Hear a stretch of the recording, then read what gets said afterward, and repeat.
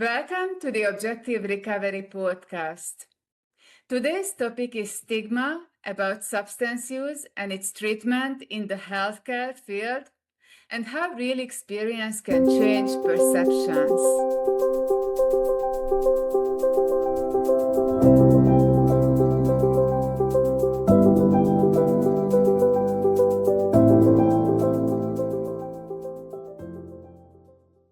We are welcoming back Dr. Arun Gupta's team.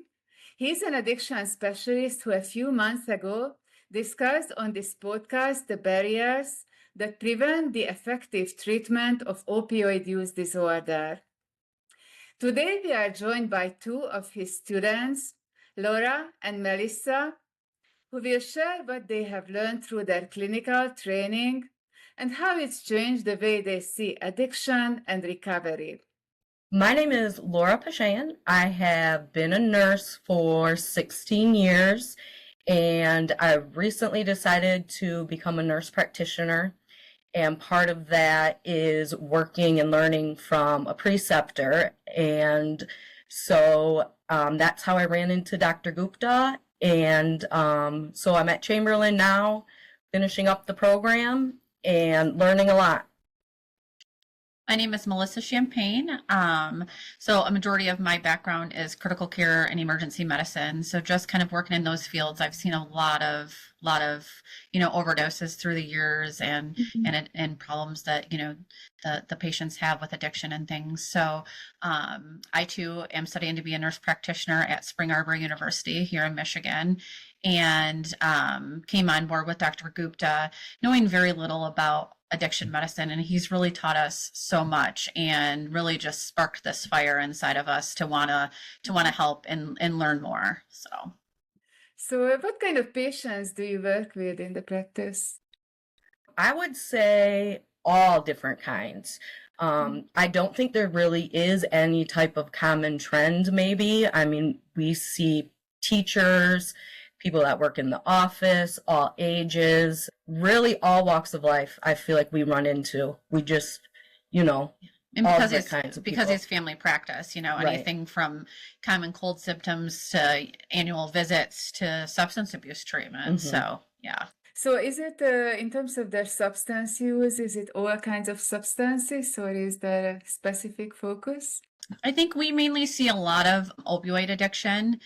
There are some different addictions that Dr. Gupta also works with, but I think the majority of it is opioids. Just because, too, I think where we are, it was such and is such a big problem that that's the majority of patients that we see.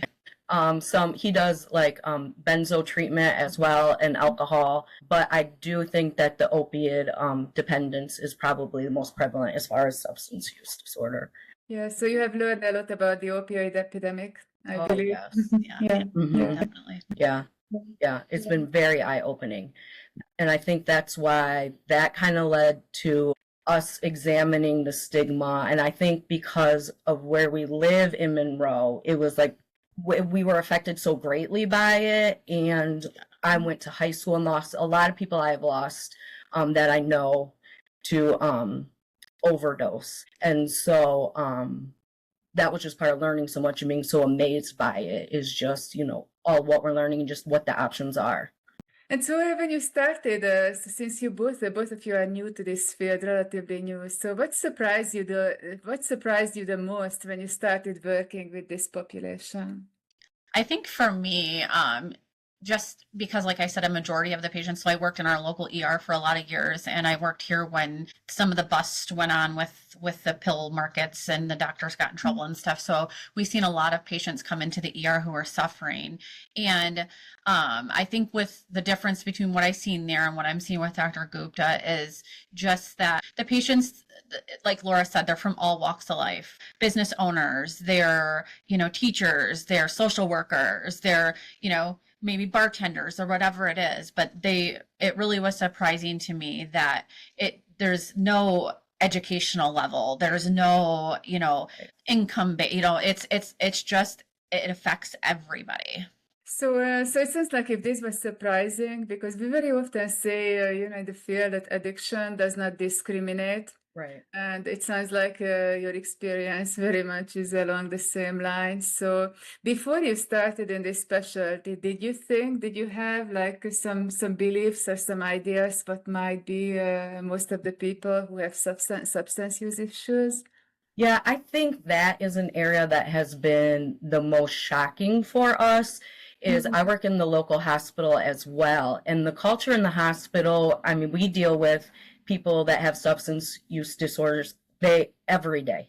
Every assignment we get, there's people that are dealing with those issues, and it's almost as if it's kept as a secret. It's not addressed, it's not talked about. There's also almost a lack of hope for them to change or to find something that would work so that they could change their life. And I think also too the belief that and this was something that I had to learn too, the belief that, you know, they choose this every day, right? Mm-hmm. So they don't. A lot of them don't. A lot of them, the addiction started innocently by doing what they thought they needed to do or what they were told to do by a physician, by somebody they trusted. And then here they are, you know, years later, dependent on this medication or this drug even that they don't want to be. So for me, it was very eye-opening to see that no, they don't. And I think a lot of people, you know, that's an education we need to push out to the masses too, is because a lot of people do believe that. They're like, well, they get up every day and choose this. No, they don't. They want to get better, you know? So, and just knowing that the MAT is available for them too. Before I started with Dr. Gupta, I never even knew this was a thing. And I've worked in healthcare for way too long to never have known this was a thing. So especially the success that the treatment can have, that it's almost as if we've missed out on this. There's just this huge gap in our education that we've just missed out on, and being so personally affected by loss from overdose and things like that. I wonder how it could have been different for the people that I've lost if this option was available. And it's hard to comprehend that we're getting our masters now, and we've both been in healthcare for, 15 plus years, and we didn't know anything about it until Dr. Gupta taught us. And then we're seeing these successful stories, and it's so inspiring to see these people that they're working, they have their families, and they're just the success, really, like, and they're happy and they're healthy, and the spark is in their eye, and they're, and it's just, and so many of them, we ask them a lot, like, how, when you first started taking it, it's like from that first time, it was like the opportunity was there, and there was a difference, like in the very beginning of treatment. And so it's just, sometimes I'm like, I just want to, like, Dr. Gupta, you need to be on TV. Like, how can we get this out there? I want people to know about it.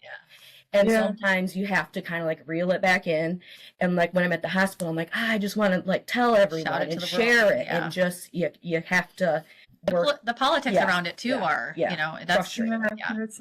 That's a whole other discussion. So I actually experienced this myself as a scientist. So I studied addiction and substance use, the neurobiology, how it works in the brain, and the behavioral aspects, the mental health aspects for many years. But before that, I worked on other areas of research, and I actually developed an addiction myself, a substance problem myself. So mine was with alcohol.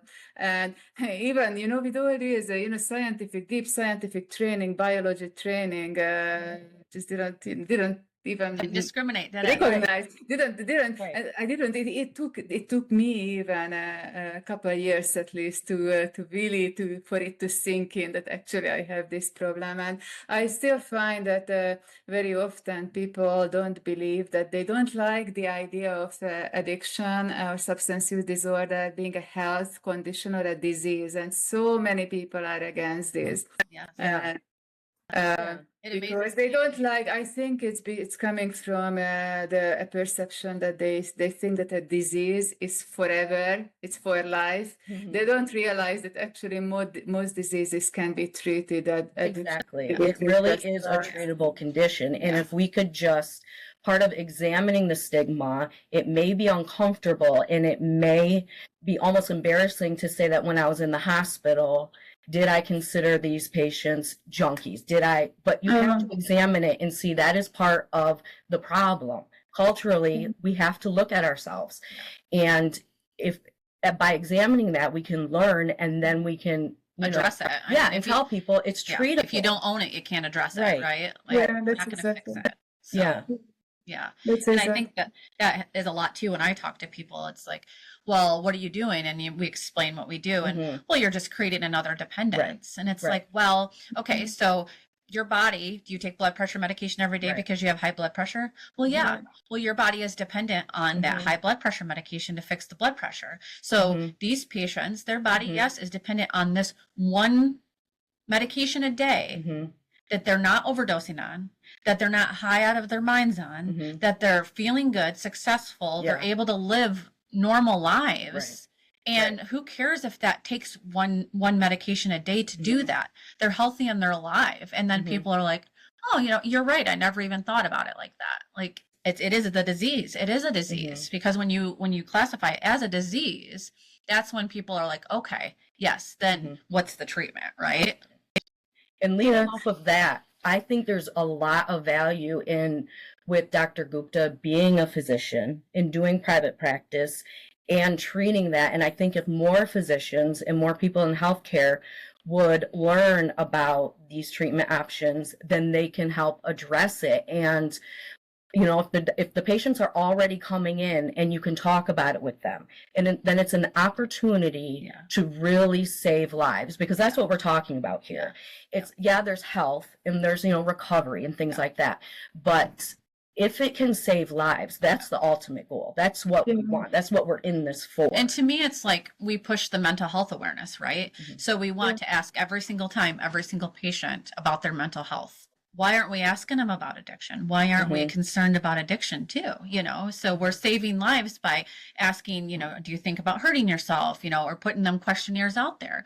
Well, why not have something like, do you feel like you're dependent on this? Do you want to get help for this? And then, then we open up doors, right? When that happens, but we have to be willing to open those doors too. So. And learn about it, which is why we think a big part of it is having it included in education. It's not in either of our programs right now. It's not a big focus, and it's just hard to understand that. In our community, it's such a big problem. And so why isn't it in our education? Why are we missing out on that when we see it every day and we see it that it's working? I will say though that Spring Arbor, we do have a small portion on substance abuse and the opioid crisis and stuff. So there is a little bit of education there, and they do allot us, like I've done some of my papers on MAT and stuff, so that maybe whoever's reading it, can, have some education, or maybe, so they do allot us our own focus to kind of do that. And they did put some education in there, but I think there needs to be more. It needs to be to the general public. It needs to be, it just needs to be out there a lot more than it is. We've got commercials for 7 million things on the TV. Why don't we have commercials for this, right? So exactly.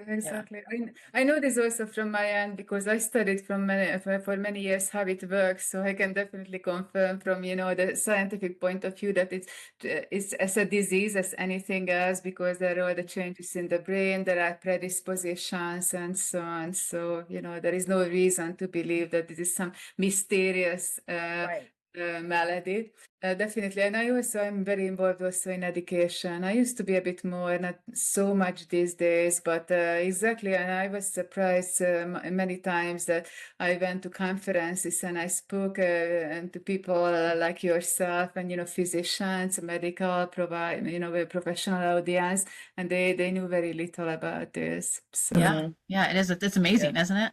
So what does your work, let's say a typical work day look like in your practice? We start about 8 a.m.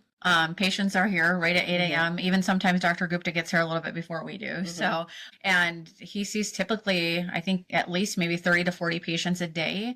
And I think at least half of them, I would say, are here for their, monthly substance abuse disorder appointments. Of course, he's got patients. So that's another thing that I love about what Dr. Gupta does. He's not like a methadone clinic or, just, you don't just walk up, get your medication and leave. He follows the patients. He does drug screens to make sure that they're not doing other drugs and that they are doing the drug that they should be doing, right? So that there's the buprenorphine in their urine. He talks about mental health with them. He talks about, therapy with them, different things, because it's not just a one and done treatment. Right. A lot of it has a mental health component to it as well. And he's very interested in that and getting them help. That typically is our day. And then we're usually done between 4:30 and 5. But he's also really good about if somebody calls and really needs to get in that day, he'll get them in and different things. So yeah, I mean, and it's so rewarding. It really is. I think both of us can say working in the hospital system, and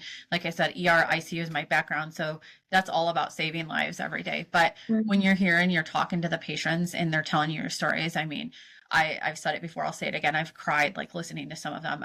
Their stories resonate with me after I go home. I share their stories with other people even, and it's like, I'm saving lives in the hospital, but here I feel like I'm actually making a difference. Yeah. And that feels so good. And long term. Yeah. Just long term success for them, and just to see how far they've come. And they're people that you could never guess they had such a problem before, because they're just so normal. They're just like, they're the teachers, they're just normal, they're lawyers, they're whatever.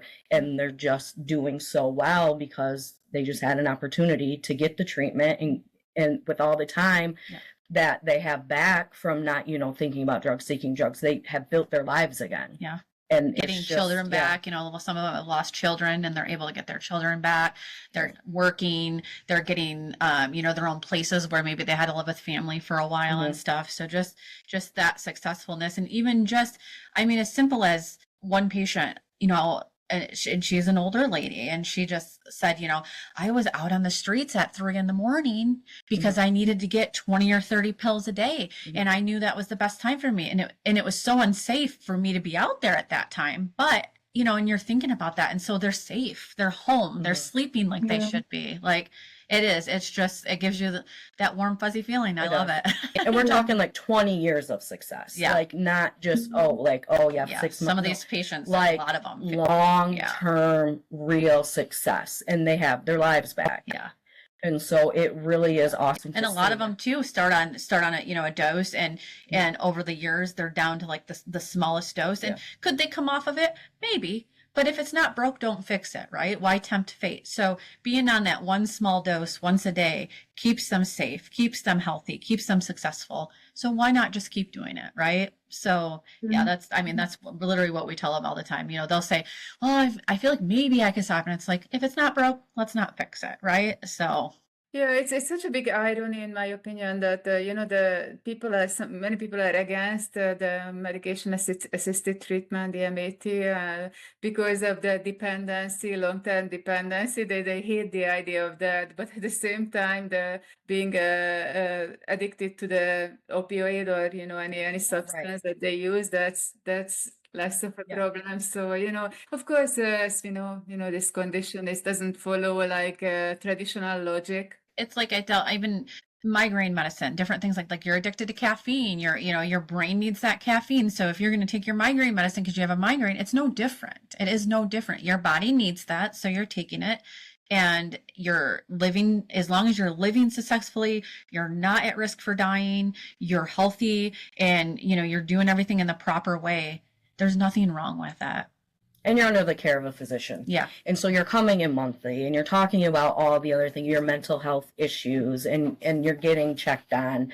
And so it just keeps people learning their healthy behaviors, and it just, it keeps you under the care, it keeps you coming in. And they're accountable too. Yeah. We're holding them accountable, because at the end of the day, they have to want to do this too. Nobody can force this, so it's keeping them accountable. And I think for a lot of people, that's important too, because they need that accountability. How often do patients usually go to for visits when it's working for them? So initially they start out in weekly visits until they've had 4 successful weekly visits. So that's saying no other drugs in your system, the buprenorphine in there. So you're taking your Suboxone like you're supposed to, and you're not out on the streets doing anything else. And so as long as that's successful for 4 weeks, then they can start coming monthly. If at any point in time they relapse or go, fall back, he doesn't kick them out right away, thankfully. We have to afford them some grace. And so then they'll go back down to once a week again. And then once they're successful again, then they can build back up. A majority of our patients are on the monthly visits because they just do so well. And so how does it look? What does it look like, from your end when you see someone changing, and what are the signs that they are turning a corner, they are recovering in the early on? I think them continuing to show up, that's a good sign, especially in the beginning when you have to come more frequently. Then a big part of how we learned all of this is Dr. Gupta would talk to them in the room, and then we would take them into our room, and it would just be the two of us and the patient. And then we really get to explore and ask the questions that we want to know, like, how was it when you took the first time you took it? Yeah. What's changing? And their eagerness to talk about it. Oh, yeah.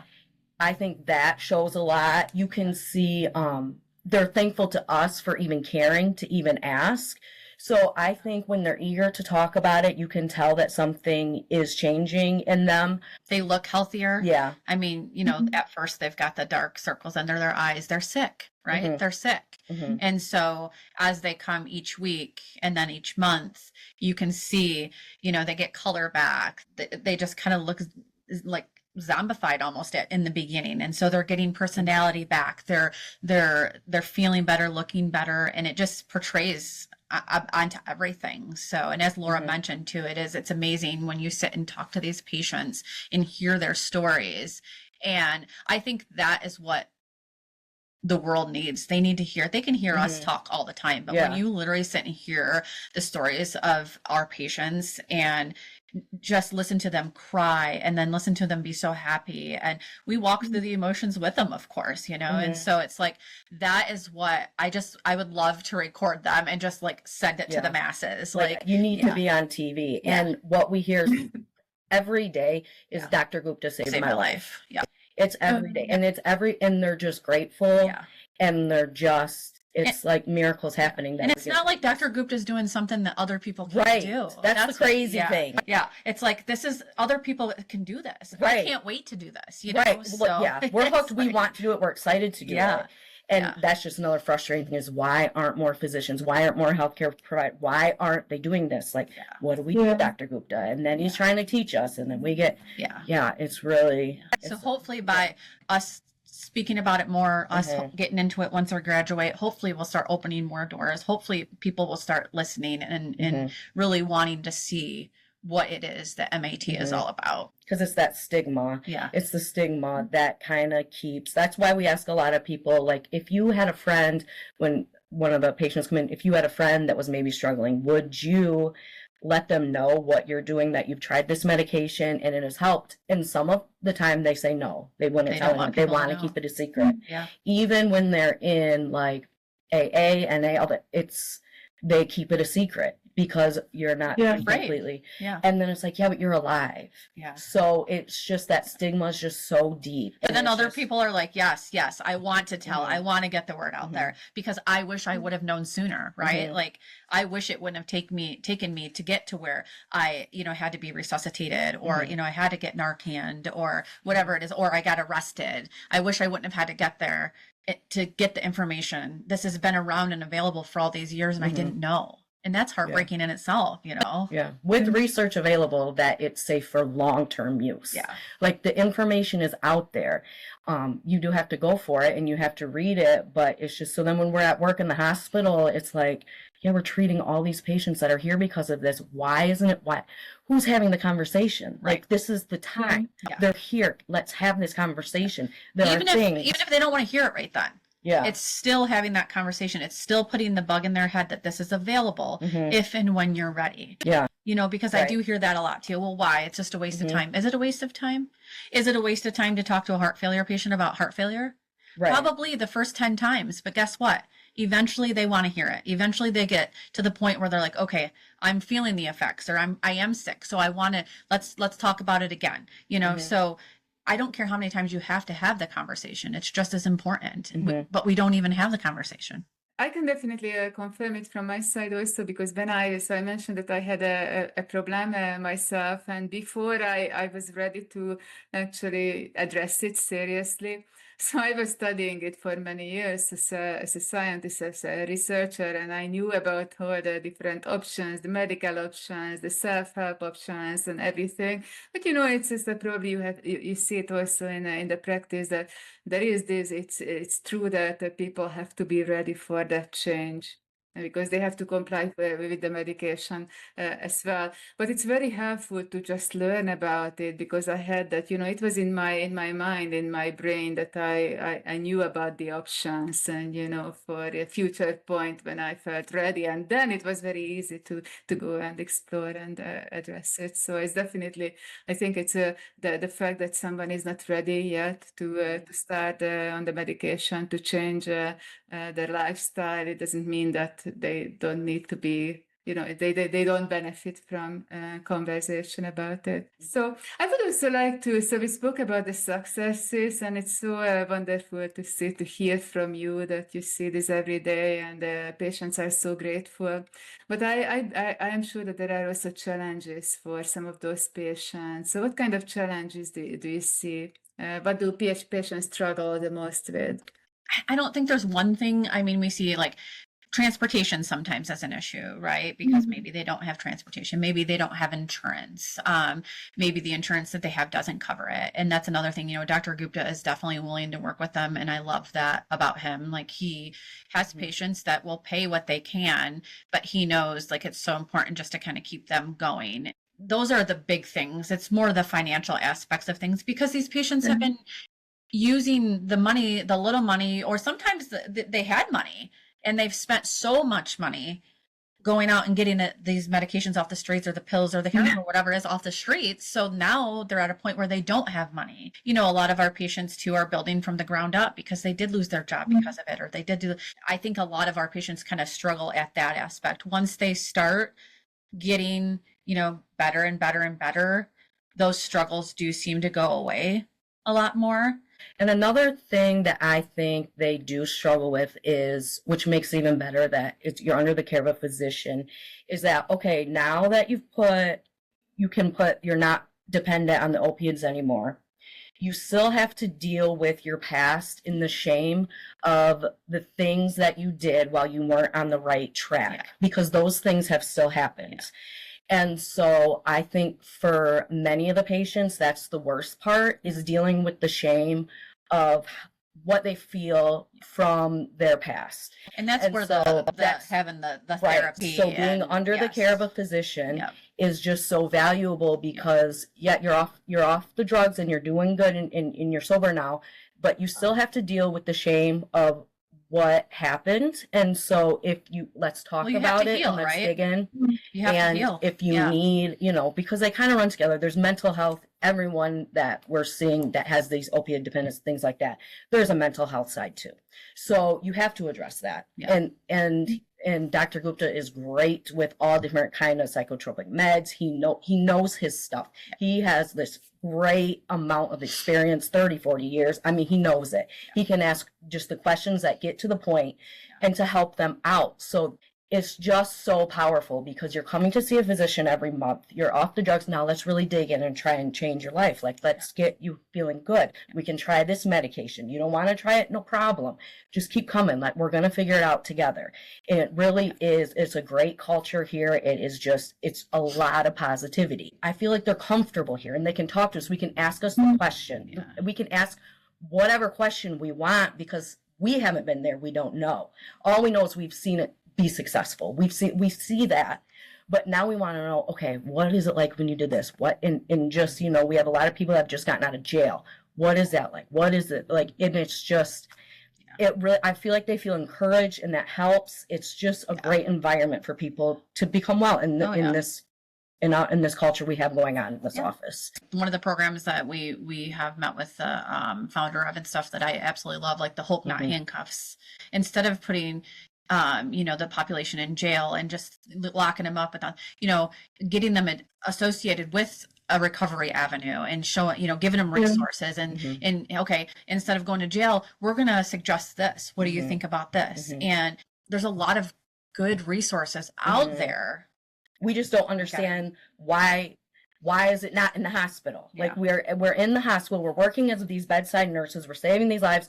Where's the resources? Like the number's so small. People drive 2 hours to come here because no one knows about it. But we've seen this work. So if you need something, if you've been to rehab 20 times and it hasn't worked, give this a try because we've seen it work. So how do the patients learn about you then? How do they find you in the first I think a lot at this point is word of mouth. The patient tells a friend or tells a family member or, so a lot of it, we're trying to help him get set up, which he's a little anti like Facebook and things like that. But, he's an older doctor and I get that, but nowadays that's where it's at, right? Like the social medias, the forums like that are so important on getting things out there, but also he's one man. And I mean, his days are full. Yeah. So that's why, we're so eager to graduate and kind of get into this field too, to try to, because we know there are more people out there that could definitely benefit from it. Open the doors, whether it's here with him in the office or wherever it's at, to be able to take on more patients and help more people. So.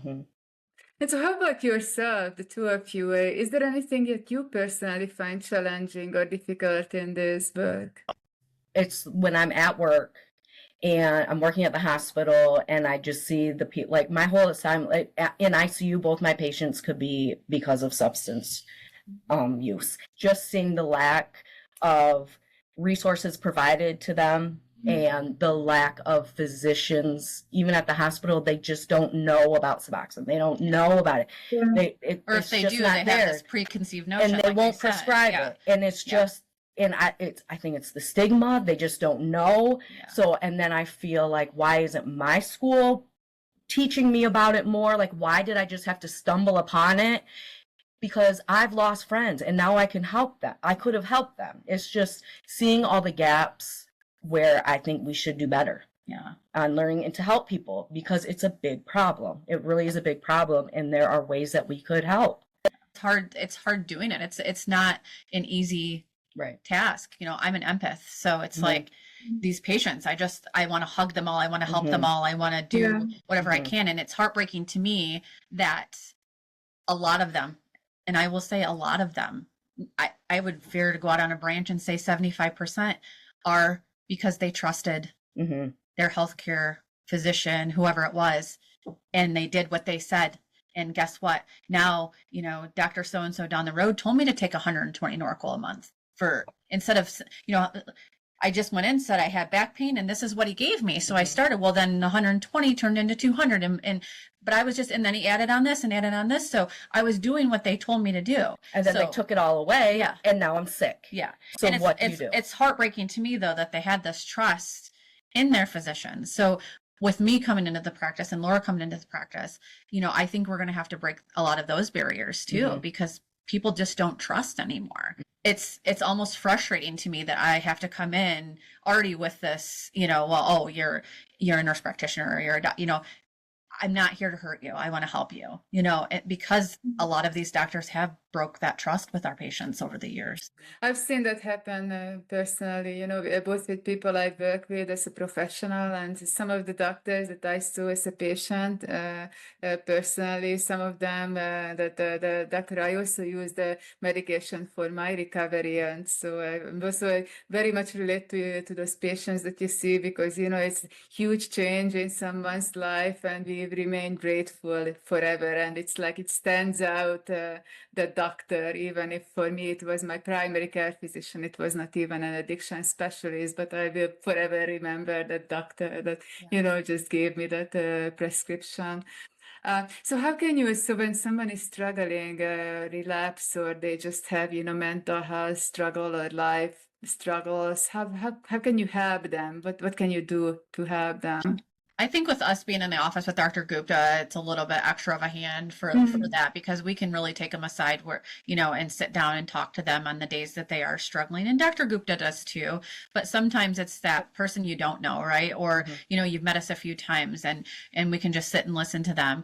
Also he's super great at knowing, different medications that, aren't these addictive medications that, can help if that's the case, that these patients may feel like they need to take something to help them, or to get them, associated also with, a therapist or a psychiatrist or whatever. He knows a lot of the different avenues and what these patients need. So, I mean, the biggest thing is just listening. Yeah. A lot of them just need to talk, and they don't need to be judged when they're talking, right? They just need somebody to listen. Yeah. And even if you don't personally understand, just providing that ear and sometimes just touching their hand, or, reassuring them that they're going to be, you're doing the right thing. And I think that makes all the difference in the world. Yeah. And we care to hear their stories, and they can talk to us, and they know they can come here anytime. Dr. Gupta is great with, if you need an appointment, he can get you in that day. Yeah. And it's not, he also works really hard to make sure he's prepared, so that you're not coming here and waiting an hour to see the physician, and then you're already running out of medication. So it's a well-oiled machine here to where you can come, you can talk, but you're not here all day wasting time, because he knows you and he's been working with you for so long. Yeah. And so he can be efficient enough to come in and address it. And it's not a lot of wasted time. You can talk to us. You're more than welcome to come anytime. If you have a question, We've even call. told patients that, like, hey, we're here on these days. If you just even need to come in and chat with us, Anytime. we're here. Yeah. Yep. Just come on in. Yeah. So That's wonderful that I know, so that the patients can see you so quickly, because I live in New York City, and here is seeing a doctor, it's always like, at least a few weeks. Definitely in my head, and I'm sure it's in Laura's too. Like, I want to be able to take the time with my patients, because I've also been that patient where I'm frustrated because my doctor comes in and you can already tell, like, he's brushing me out the door before he even comes in the door, and you don't want to hear what I have to say, and it's like, I'm all about, being successful in the business aspect of things, but I think with that success, you have to be successful with your patients. You have to have that time. Now, can I sit and talk to you for an hour or two? Probably not. But can I sit and listen to you and really listen to you for even 10, 15 minutes? And that's really the difference, is if you're really listening and they know you're really listening, and they can tell. Yeah. And it doesn't take 2 hours then, it just takes that little bit of time. So And you two are obviously very passionate about this, and that's also so it's beautiful to see, because probably you also hear from some of these patients that many people hesitate for so long to see a doctor, a medical professional, including myself, because of this stigma, and how it's seen in society, even people who actually know a lot about it. Hopefully this will help, this discussion will help a bit, because it's beautiful to see that's the only way. The only being so positive and so passionate. Yeah. Yeah. So now when you talk to, I'm sure you are in contact with other your former colleagues in healthcare and healthcare professionals. So what do you wish your colleagues in other specialties understood better about this field, this condition, the people affected by substance use issues? I think for me, like, I just wish that, number one, we have to humanize everybody, right? They're humans, and just like you and I. And number two, I've had this conversation, at the nurses station at work with 8 nurses standing around me, and they're like, well, what do you do? Blah, blah, blah. So you explain it to them. Well, you're just creating another addiction. How are you really helping? So then when you pull out the numbers, these patients don't overdose. They don't die. They're healthy. They're successful. When you start telling them the stories, then they're like, oh, really? I'm like, yes. So this one strip or this one tablet, they're not on the streets looking for more. 99% of them are just sufficient with that. And then, like I said, over time, even going down on that dose, they just think, oh, you're just giving them another pill. Well, yeah, just like your blood pressure needs a pill, or your diabetes needs the pill, or whatever it is. But I think a lot of them are surprised to hear that they're not just getting high. I hear that, oh, you're just getting them high. Maybe in the beginning, when they first start taking Suboxone, they might get a little bit of a high off of it. But 99% of our patients tell us, like, if I did a little bit, I didn't even notice it, and I don't you don't get high off of it. You know, you don't feel like you did when you took the heroin or the Norco Right. or the, you know, whatever it is, you know, Percocet or whatever. You know, they're like, we don't get high off of it. We are just able to not have, function and not have that craving to want to go out and get high. Some people will describe it as like their cup of coffee in the morning. Yeah. But I think if we could change the world by just having people understand that it is a treatable condition. It is not a moral failing. Yeah. We're all human. Yeah. No one is perfect. Yeah. And it is just not a moral failing. It is a treatable condition. I just don't understand personally. It's like, I keep coming back to this. Like, you take medication for different diseases. Why do we take those medications? So that our bodies stay in their healthiest form and we don't die, right? So why, if our bodies are staying in the healthiest form and we're not dying with this one medication, why is it so frowned upon? Why is that stigma there? Why, you know, educate yourself, look into it, because really, if you do, it's undeniable. It is. It's undeniable. And it's the same thing for even alcohol addiction or any of, there are medications available and they help. They help treat the disease. A lot of times it's curative, right? It's not even something that you have to do forever. You know, once it's curative and then you don't have to do it anymore. Instead of just having this negative thought process about it, educate yourself, really look into it, because I promise you, you will think differently once you do. Which I think the medical field, they should take some accountability and they should learn it. We need more physicians learning about it. We need more medical providers learning about it, because that's where the opportunity is. And so we just need people to learn about it so that they're comfortable prescribing it and that they can help solve the problem.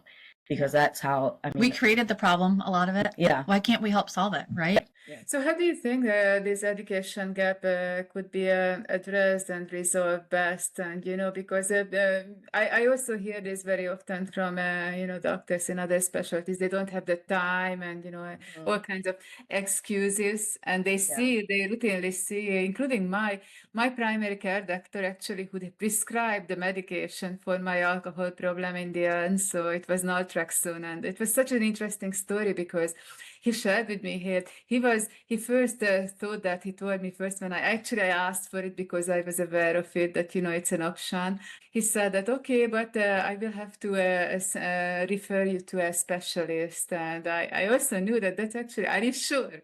And then in front of me, he opened the computer and checked, and it looks like actually I can prescribe it. So it turned out that I was his very first patient he ever prescribed this medication for. And then, I was very grateful, because, he didn't send me away.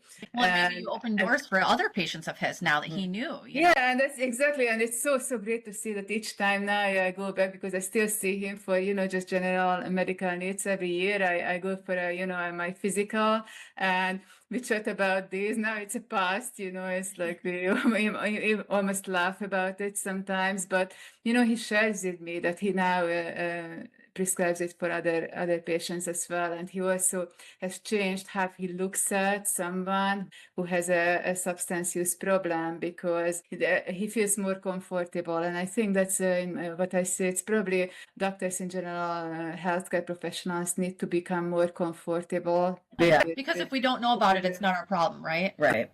It's the same thing for physicians as it is for nurse practitioners, as it is for nurses. In order to keep our license, we have to have so much education. So particularly in the state of Michigan, we have to do, some human trafficking. We have to do pain CEUs. There's specific CEUs, and then there's generic ones, right? So why can't we make this a specific CEU that is necessary for license renewal every few years or whatever it is? You know what I'm saying? Why can't we add that in? For Ohio, you have certain ones to keep my license there. I have to have, different than Michigan even. So it's like we made it mandatory, a mandatory education. And I think with just even that little bit of education that they may get there, it may open some doors, because 99% of healthcare really does want to help people. If you could learn it and understand it and say, oh, hey, I wasn't right about this. This is really something I could do. And I have patients that I could help even more. They're going to be on board. They have to be on board, you know? If not, what are you doing? Yeah. So, But you have to do something. yeah. I mean, we can all acknowledge that it is a problem. So we have to do something. We're not saying we know all the answers. We've seen this option work, but not doing anything is just cannot be an option.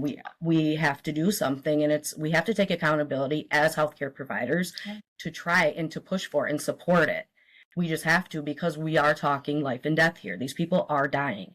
So we have a responsibility to do something. We have to work for it. We have to put in the effort for it, because that's what we're doing. We want human life to, be successful. But people get better, give them an opportunity, and we have seen this work. A lot of it are a lot of the patients we see are just their doctor. There was an injury. They were assured that this medication is not addictive, and they were wrong. And then when they were given all this medication, okay, well, all of a sudden they can't get that medication anymore. Right. Well, now they're sick. So now they have to go to the street and get it. Well, no, and I think too, I mean, I was one of those patients, right? I went to the doctor. I've been a nurse. So of course I have some back pain. And then, it was like, well, here's some muscle relaxers and here's some Norco. Okay, cool. But why do I have this pain? Well, just take the muscle relaxers and Norco, right? No, but I want to know why I'm having this pain. Yeah. Can I get an x-ray? Can I get an MRI?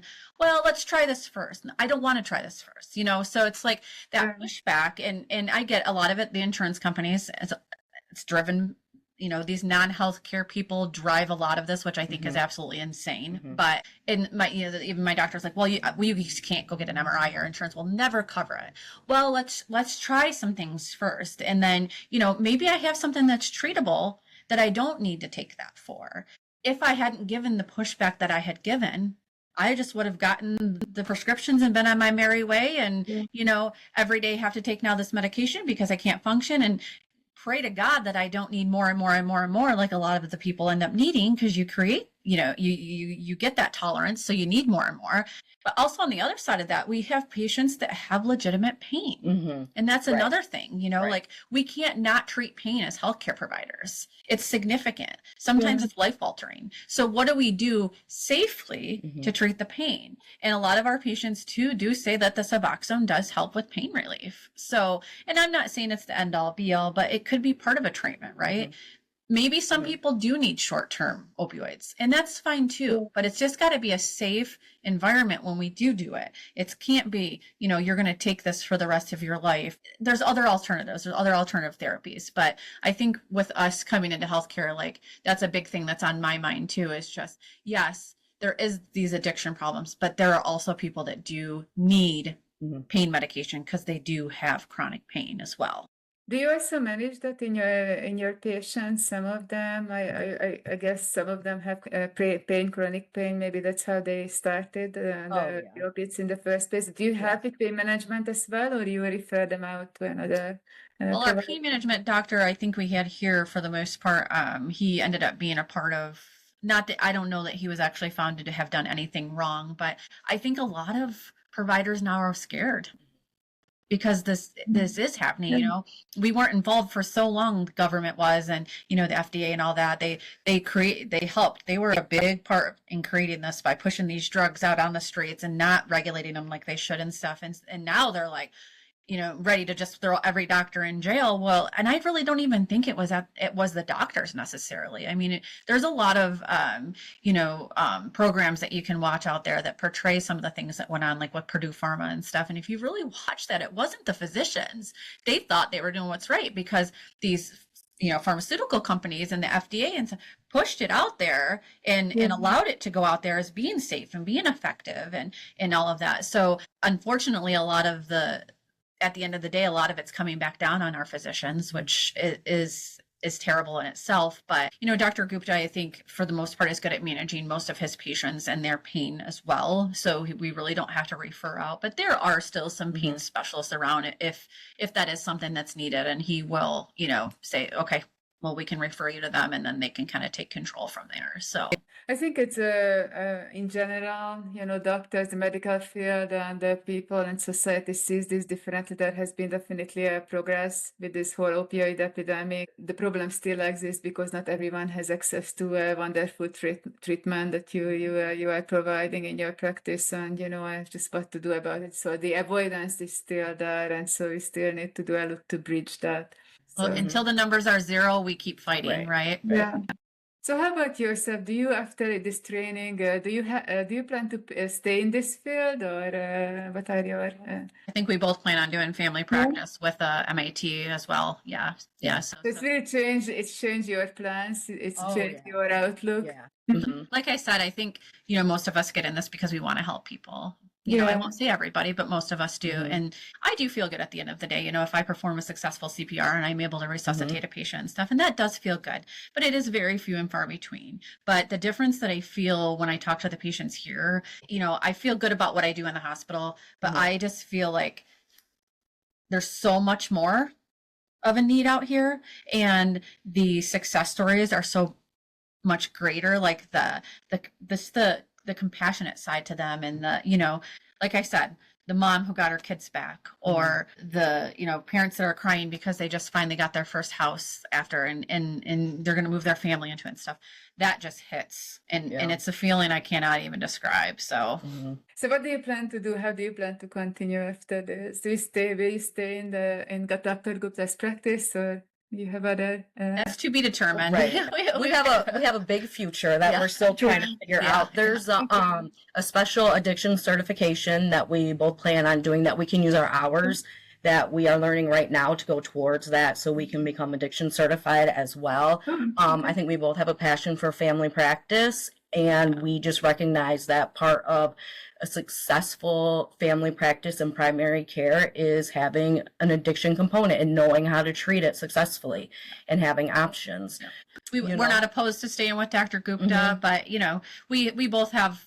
I have about a year. I'll be done in May, but by the time I take boards and everything, it'll probably be about a year. And Laura's got a little bit less than I do on that aspect, but nothing's in stone as of right now. But I think we both plan on, at least in some way, shape, or form, having a practice that does include substance abuse treatment, MAT. So I don't know. Really we talk a lot. Yeah, we're great friends, and we talk a lot about our future. And I think as long as we're helping people and where we feel a responsibility to help people, especially now that we know that we're learning how to do addiction, I feel like we enjoy it and we could do well with it. So we're excited about our future. As long as the need is there, we're there. So yeah, I don't think it's going anywhere. The program unfortunately not. No.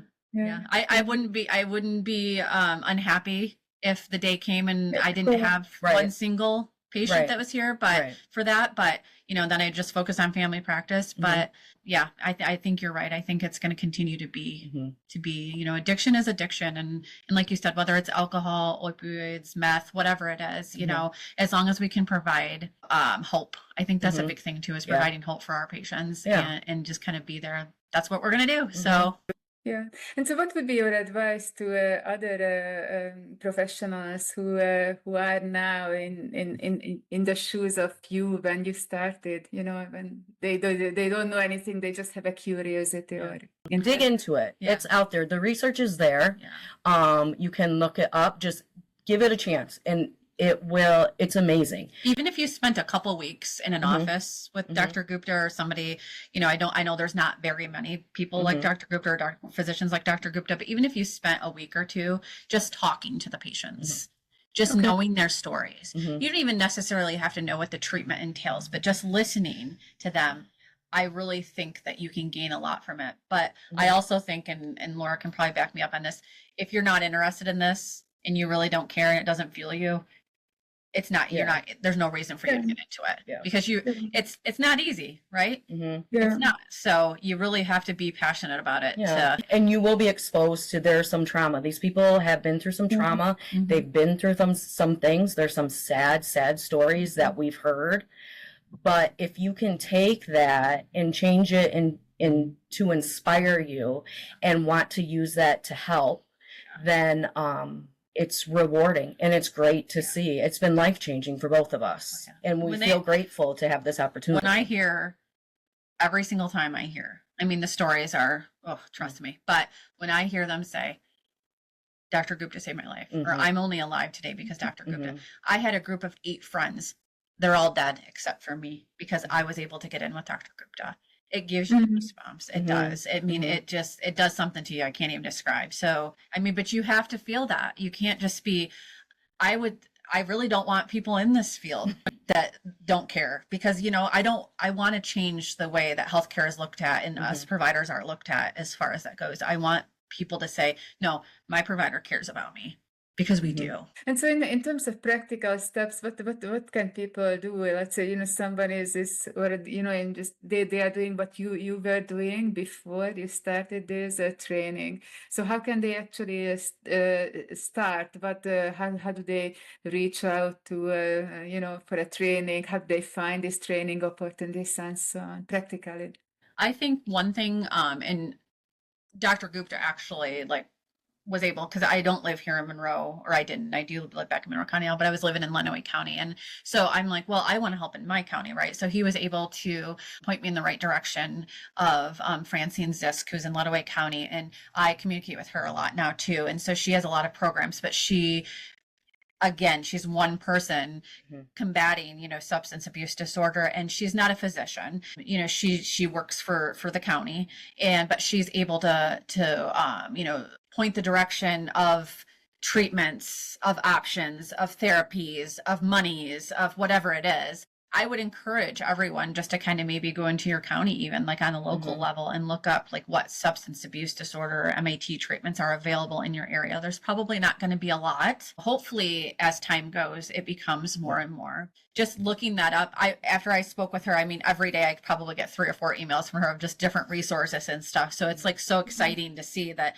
there are actually you know, some more out there than I thought there was. So would you to be open to speaking with people, you know, this podcast, the people who see you in this podcast, would you be open to speaking with Absolutely, people? absolutely. That's what we're here for. Yeah.